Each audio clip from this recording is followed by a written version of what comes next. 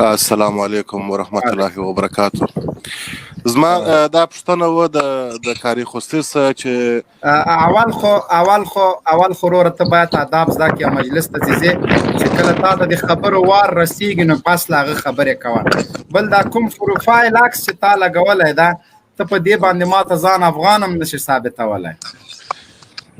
خیر زه افغان یم دغسې نو چې د افغان ده نو دا عکس تا ولې لګولی؟ دا هغه کرنیل د پاکستان دی چې په تورخم کې د جګړې ښکار شو. تا یې عکس لګولی ځان ته افغان هم وایه. شابوس دا یم په دا لګول چې افتخار کوم چې دغه مردار کړي د ډورانلند باندې افتخار هم کوي عکس هم لګولی ده. مهرباني وکړه. پوښتنه مې دا وه چې تاسو د بیخي د افغانستان حکومت نه مني، په رسمیت یې نه پېژني. په حقیقت دا دی چې 190 مملکتونه په دنیا کې په رسمیت یې پېژني. دغه څنګه حساب دی؟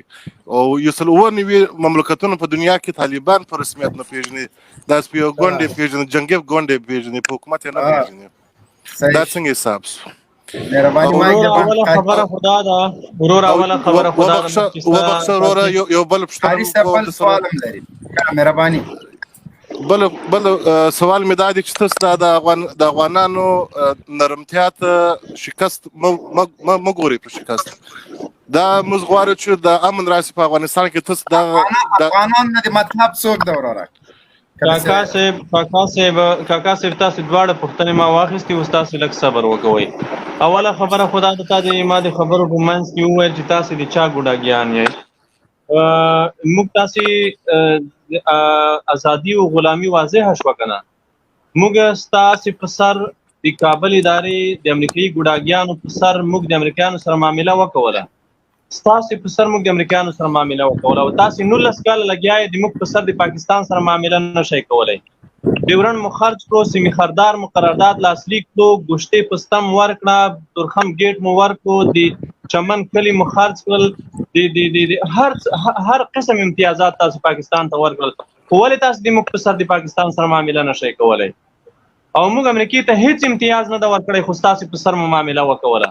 دا د موږ بندیان خلاصېږي، تاسې زیړې سترګې ناسې بې ادبي. ما تاسې ته خطاب نه کوم. هېڅ کله موږ د پاکستان سره دویمه خبره ده چې تاسې وایئ د افغانانو نرمي. افغانان مه یادوئ، ټامیان او فلبرایټان یاد کړئ. د فلبرایټانو او د ټامیانو نرمي چې دا د دوی د شکست په معنا ده. موږ تاسو ته بیا هم ستاسې د شکست پیغور درکوو. تاسې هېڅ کله د موږ سره نرمي مه کوئ. موږ تاسو نه نرمي نه غواړو، موږ تاسو سره د زور په ژبه خبرې کوو او تاسو نه په زور دا بندیان را خلاصوو. څه چې کولی شئ وایي کوئ. لاس مو تر هغه واشنګټنه پورې خلاص. نه دغه وروره زه تا ته څه وایم، ته امن غواړې په افغانستان کې که ته جګړه غواړې؟ زه امن داسې امن غواړم چې اسلامي نظام وي. اسلامي نظام اسلامي د پرون رئیس په حکومت کې چې خلک دي هغه د مجاهدینو تاسو پلارو نیکه زنده باد ورته ویله. اوس چې دغه مجاهدین راغلي دي ته وایي وروره زه تا په اسلامي نظام پوهېږم. په اسلامي نظام کې به عیسوی فاحشه د هیواد لومړی میرمن نه وي. په اسلامي نظام کې به څوک قرآن ته کنځل نشي کولی. په اسلامي نظام کې به څوک په اسلام تنقید نشي کولی. په اسلامي نظام کې به څوک د پیغمبرۍ دعوه نشي کولی چې بیا وروسته پښمانېږي چې زه پښمانه یم، ما نه غلطي شوې وه. په اسلامي نظام کې څوک اسلامي شاعرو ته سپکاوی نشي کولی. په اسلامي نظام کې مدرسې ته څوک لواطت خانه نشي ویلی. په اسلامي نظام کې جهاد ته څوک تروریزم نشي ویلی. په اسلامي نظام کې الله یو دی، دې جملې ته تروریزم نه ویل کېږي. په اسلامي نظام کې په تعلیمي نصاب کې په اسلامي کلمات تروریزم نه بلل کېږي. که چا وبلل د هغې نه سر پرې کول کېږي. په اسلامي نظام کې اسلامي شاعر څوک توهین نشي کولی. دا اسلامي نظام ده. نور تشریح ته ضرورت نشته. د اسلامي نظام څه معنا؟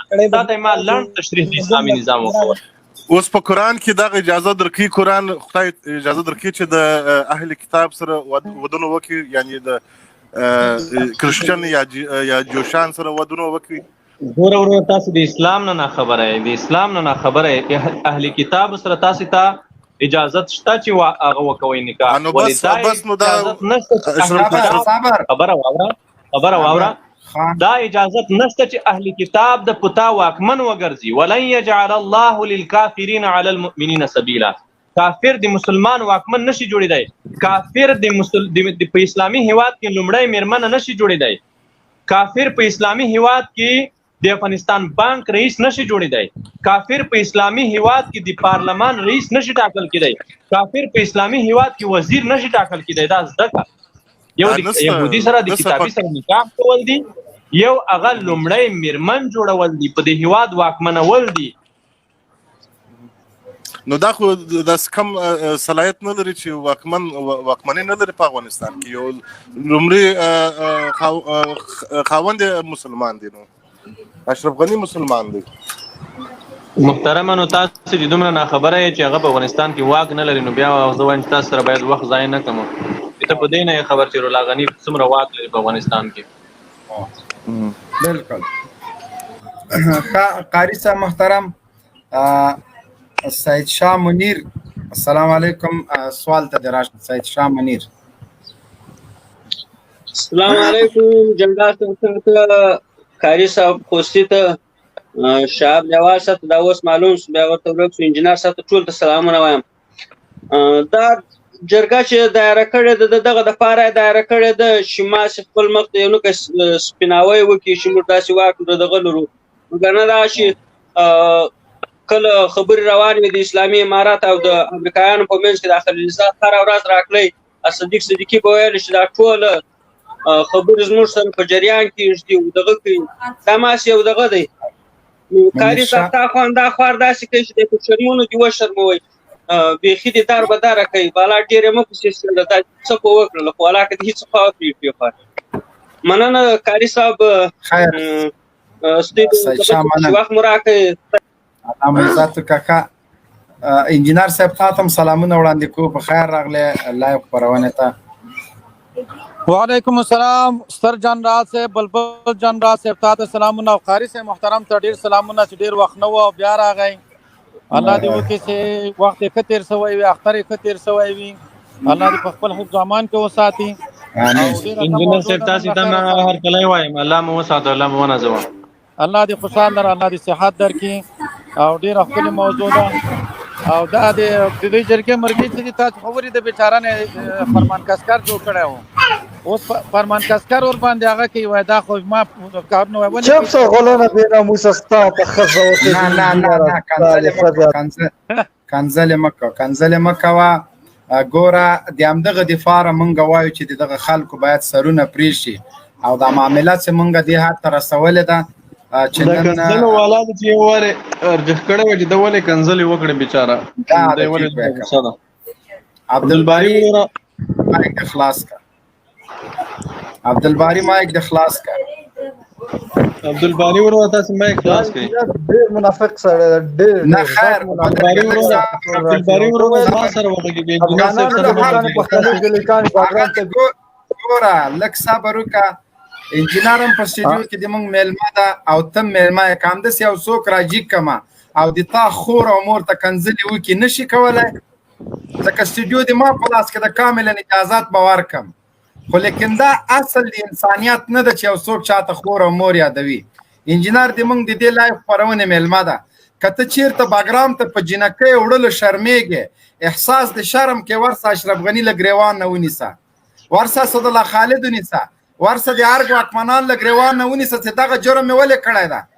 که رښتیا ته په دې باندې شرمېږې، راشه د اسلامي امارت د غازیانو تر څنګ ودرېږه چې غچ یې واخلي. خو نه کېږي دا کار خو کرزي کوه، دا خو اسدالله خالد کوه، دا خو جنرال رازق کوه، دا بیسونو ته چې ښځې بوتللې دا خو ټول دغه قمندانانو کوه، دغه پړانګانو کوه. دوی راونیسه. لږ صبر وکړه. زه تا ته دا خبره کوم، ګوره په سند او په شواهدو به خبرې کوو او باوتې به نه سره وایو. راځئ باګرام ته ما سره لاړ شئ، اجازه راته واخلئ، زه ټول سندونه درته راوړم. خو تاسو په دې شرمېږئ نه ځکه تاسو په خپله زمینه دې همدې برابره کړې. تاسو دې دواړو ته باباګان ویلې. ستر جنرال صاحب دا دوی څوک دغه څوک چې په خپه کېږي فکر کوم د دوی خویندې یا میندې څوک پکې وي. ګلوګر چې څوک نه په کې دا کلم نه خبر کیږي. د لوګر مجاهدین د ما دا خبر اوري یو کاشتر جنکۍ د اسلامي امارت اتلان او غازیانو د مداغې په ولسوالۍ کې ویستل ټول فاحشې وي همدغه باګرام او د لوګر بیسته تللې. مبین صاحب یوازې په یو ځای کې نه دا پیښه په 13 کلونو کې دا ډول پیښې څو ځای تکرار شوې دي څو ځای یو ځای نه څو ځای داسې شوې دي چې دغه دلالانو به خارجيانو ته جنکۍ وروستي هغه مجاهدینو ویشتي دي او وژلي دي هغه خلک وژلي دي ډېر ځایونو کې دا عمل تکرار شوی دی. عبدالباری وروره تاسو مهرباني وکوئ کنزل مکوئ موضوع مطابق که سوال لرئ مهرباني سوال وکوئ تنه مستاسو نه دا په ډېر احترام په ادب کنزل دی وکړلې نو لطفا دا خبره کړې ثبوت عبدالباری وروره تاسو یو منټ صبر وکړئ سره د دې نه چې تاسو انجینر صاحب چې موږ تاسو یو درون مشر دا یو ګیره خو سپینه نه ده خو په سپینګیرو کې حسابېږي موږ تاسو د پلار او د تره په ځای ده تاسو هغې ته د خور او مور کنزل وکولې دا د بېبندوباري دا د حوصلې نشتون دا ولې د موږ تاسو په دې ټولنه کې رامنځته شوی ده ولې موږ تاسو د دیموکراسۍ له امله دومره بېبندوباره یو بېتحمله یو بېبرداشه یو ولې دومره موږ تاسو دا زړه په خوله کې ده ولې د موږ تاسو ژبه په زړه کې نه ده ستاسو نه مهیله دا ده چې تاسو په منطق خبرې وکوئ نرمې خبرې وکوئ راځئ چې کینو سره نرم وغږیږو نرمې خبرې وکوو یو بل پوه کړو یو بل ته قناعت ورکړو خو کنزلو خو قناعت نه کیږي اوس ته که ماته دلته 100 کنزل وکوې خو دا خو ستا اصلیت ستا هویت ستا تشخص ته نقصان رسیږي ما ته خو نقصان نه رسیږي دا دلته چې څومره لیدونکي اورېدونکي ما او تا ګوري په دې کې به یو کس هم دا فکر ونه کوي چې تا ته په دې کنزلو آفرین ووایي هر سړی به په تا پسې وایي چې یاره کنزل دې نه وایي کړي بده خبره ده موږ تاسې پښتانه یو افغانان یو موږ تاسې ډېر دروند کلتور ده ډېر درانده ارزښتونه لرو نو باید کنزل ونه کوو کومه سوال لرئ کومه پوښتنه لرئ کوم تنقید لرئ غصه یې په سختو الفاظو کې ووایئ سخت تنقید وکوئ سخته پوښتنه وکوئ زه به انشاءالله ځواب درکړم مهرباني وکړه عبدالباري وروره څو ورځې مخکې په غزني کې طالبانو ځوانان د موبایل استعمال نمونې کړي دي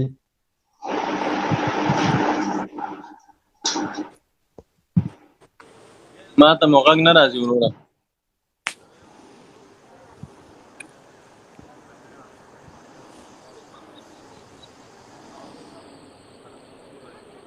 وروره ما ته مو غږ نه راځي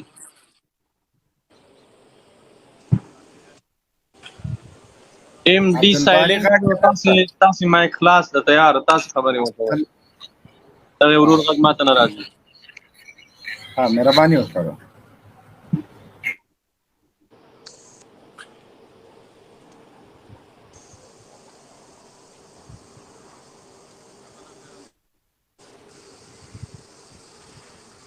عبدالباری وروره که د مونږ غاږ اورې که غاږ ما اورې څه خبرې در سره مهرباني وکړه کنې چې بیا بل څوک راواخله کنزل یې خو دې وکړلې خیر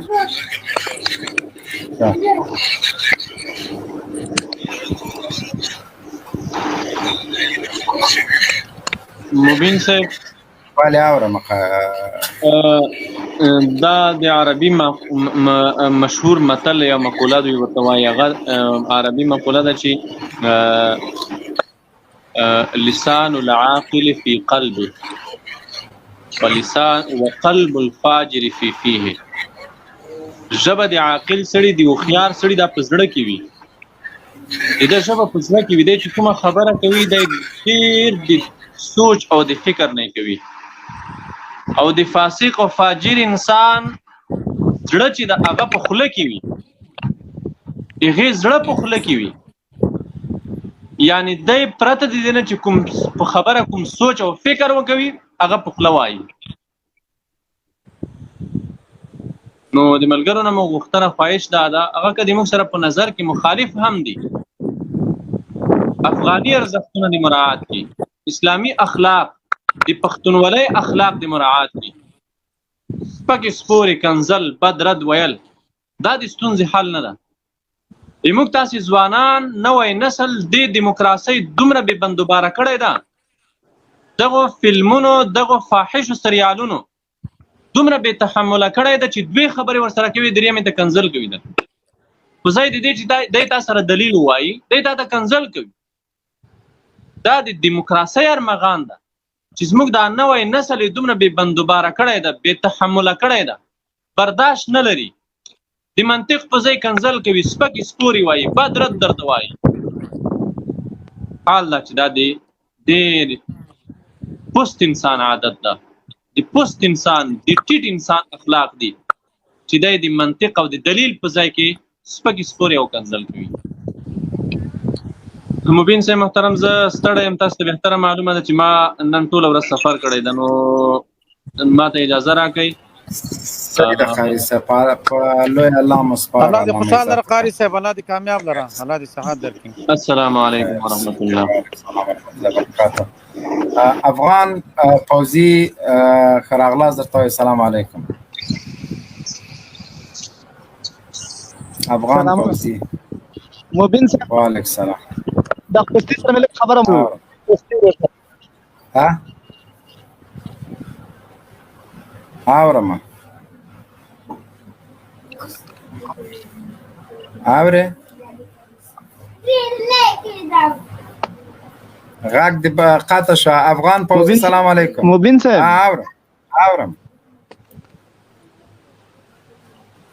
اورم اورورا خبرې کوه کنه وروره. اوره خبره وکړه.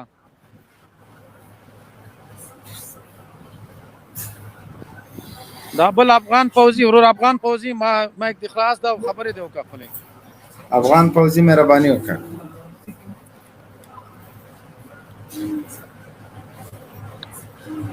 مبین صاحب افغان وای کنه وروره تا ته انتظار یو غاګو کې بیا ویده چې اورم مهرباني وکړه.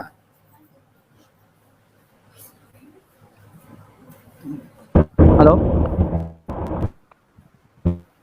خطا به قطع کم، دا به قطع کو ځکه د لایف ټول بلاک به کم قطع کول خو پرې د بلاک ام ډي سایلنت فونو باندې چت ښه. افغان فوجي مایک د خلاص کا. سلام علیکم.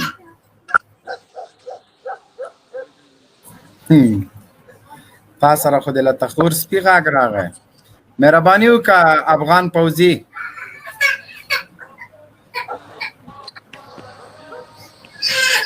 افغان فوزي تا سره خوا کې د شامس پکتیاوال غاګم ده. اوره بلجیکا دغه مواد نشته. بلجیکا نه د شامس پکتیاوال غاګ شته و سره انجینر صاحب. کومه د خولې بند ده نو نه وګوره وینې ودل د سپای غاګ شته. ښه افغان فوزي د تا غاګ نشته ودلی ده غاګ شته. ښه دغه بل رور براجي کو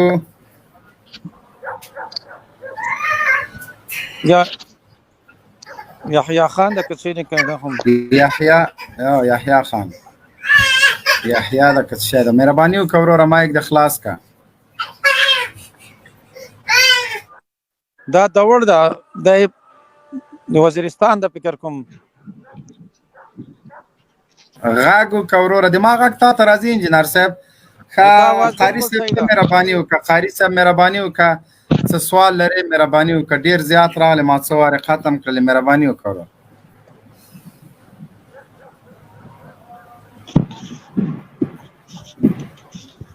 اوره انجینر صاحب د شامس پکتیاوال غاګ خو د تاله مایک نه وځي.